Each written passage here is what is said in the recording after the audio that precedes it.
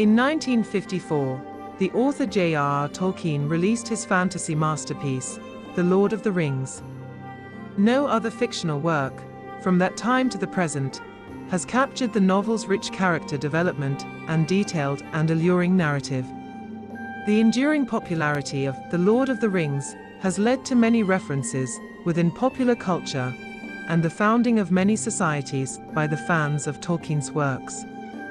The book has since inspired, and continues to inspire, artwork, music, films and television, and now even board games.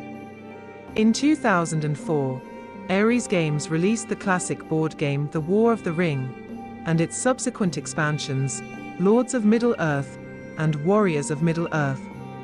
In the game, 2 to 4 players will take on the roles of the free people of Middle-earth, which are composed of dwarfs, elves, and men, or the shadow player, representing the forces of the Dark Lord Sauron, Saruman the White, and those of the Southrons and Easterlings, with their loyal forces of ring wraiths, orcs, trolls, sorcerers, and evil men.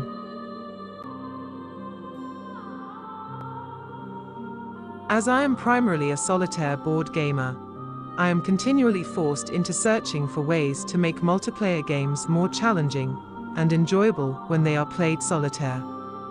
This has led me to create an opponent AI of sorts for many of the multiplayer titles in my collection. This AI is intended to assist me in providing a bit more uncertainty and excitement while I play War of the Ring. Over the many years, I have found that the key ingredient in playing any multiplayer game in a solitaire setting is to play the opponent as persistently as possible. For example, if you are playing as the Free People's player in a game of War of the Ring, you will want to operate the forces of the Shadow player as skillfully as possible. Pretend that you really are the Dark Lord of Mordor, and use the opportunity to display your cruelty and malice upon the forces of the Free People as often as you can. Attempt to make the choices that will cause them the greatest heartbreak and utmost anguish. This approach will ultimately lead you into the most satisfying solitaire experiences. What follows is my attempt to accomplish this within the game, The War of the Ring. I will present a mechanic that I call Sauron's Gaze. In short, this involves a 2d6 dice roll cross-referenced against a table. This will produce a result which will generate an area or section of the map that Sauron has turned his gaze upon, and one in which he would like to conduct operations. Each result on the table has a primary and at least one secondary aim, which is to be targeted. Once a target has been determined, the player will select an action die from among those available to the shadow, and use it to the best effect, within the indicated area of influence of the map. This mechanism provides the player with a general area of operations, and every effort should be made to use the action, or a portion of the chosen action, within the indicated region.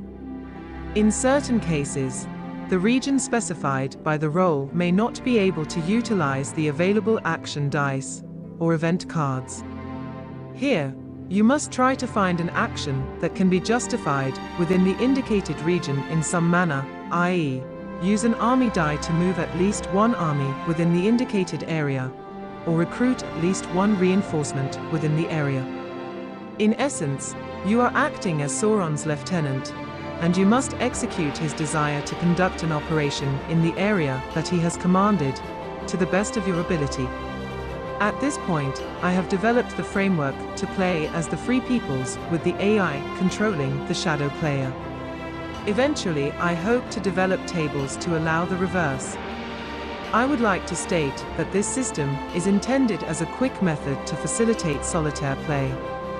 A huge flowchart of if and then questions could certainly do this much more effectively, i.e., Labyrinth, The War on Terror, 2001. However, this method is often cumbersome, and it has a tendency to diminish the elegance of the original game's flow and design.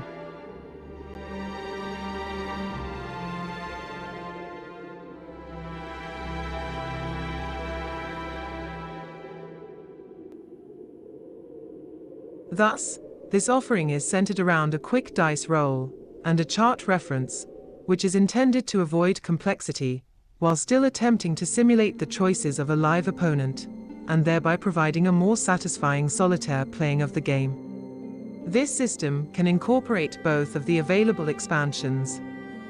For those using the expansions, Lords of Middle-earth and Warriors of Middle-earth, I have included a set of tables that will randomly determine if any of the alternative companion cards will be in use, and if those characters will start the game outside of the Fellowship, using the optional Council of Rivendell rules. To begin, consult Table 1, Gandalf Status Table.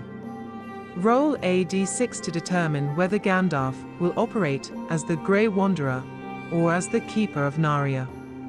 Note, given the importance of Gandalf in the book and the board game, a separate table has been provided to determine the status of this significant character. Next, consult Table 2, Alternative Companions Table, and roll a d6 for each additional member of the Fellowship that possesses an alternative version: Strider, Boromir, Legolas, Gimli, Merry, and Pippin.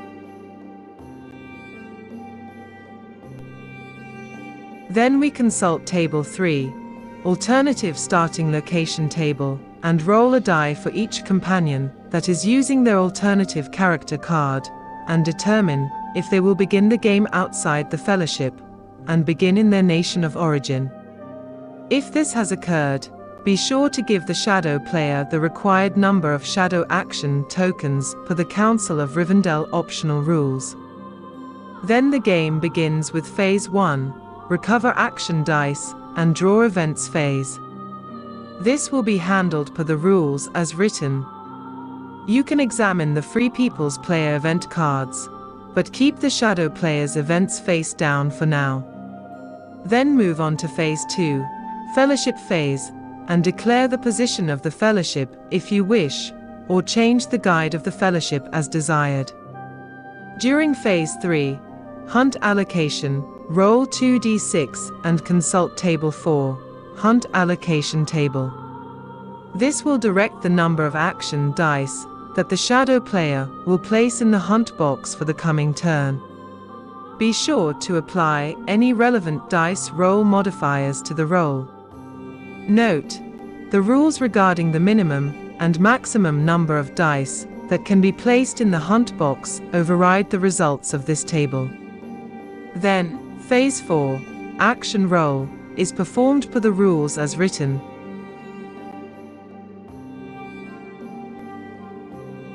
To begin Phase 5, Action Resolution, the Free People's player may play an action die or pass, if the Free People's player has fewer unused action dice than the shadow player. When it is the shadow player's turn to take an action, consult Table 5, Sauron's Gaze, and roll 2d6. The result will reveal the theatre where Sauron would like to conduct an action. The theatres include Angmar, Easterlings, Moria Dol Guldur, Mordor, Isengard, Southrons, and 2 non-geographic theatres, Factions, and The Hunt.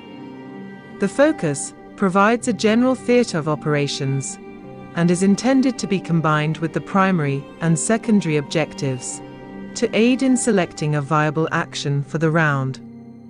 Begin by checking the available event cards, including faction events if the Warriors of Middle-earth expansion are in play.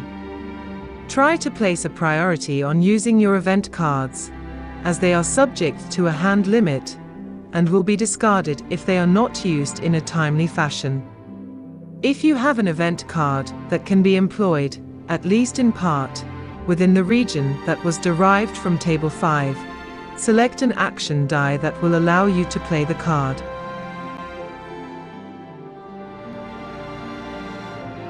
If there are no event cards that apply to that theatre, then select an action die that can be used with the greatest effect within the indicated theatre. This might include bringing a region-specific minion into play, Balrog, Gothmog, etc., activating a faction that operates within the area, a diplomatic action, etc. Be sure to keep the event card hand limit in mind when deciding which actions to play. Be sure to place extra emphasis on using event cards if you will exceed the hand limit during the following turn. Always prioritize your decisions based on the following criteria: conquering or protecting victory point locations, actions that add dice to your pool, whether they be the addition of an action die, minion die, or faction die, actions or events that apply pressure to the fellowship, i.e. events, actions or movements that gain hunt rerolls, etc. The only exception to using the Sauron's gaze table occurs when the shadow player will use his last action die for the turn.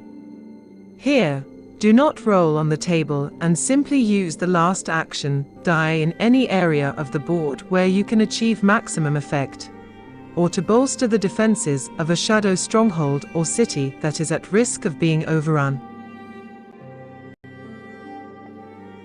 In short, it is vital to use common sense and make action die selections you would likely employ if you were playing as the shadow player in a live game. The decision to play combat cards for the shadow player can be handled in a simple manner.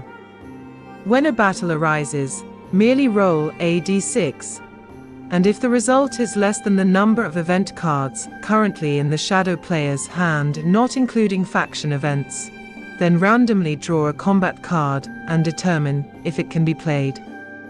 If it cannot, draw another card. If none of the combat cards can be applied, then a combat card is not played during that battle. Be advised that this system has some limitations, namely with event card play. This is unavoidable, because at some point you will know the contents of both hands of event cards.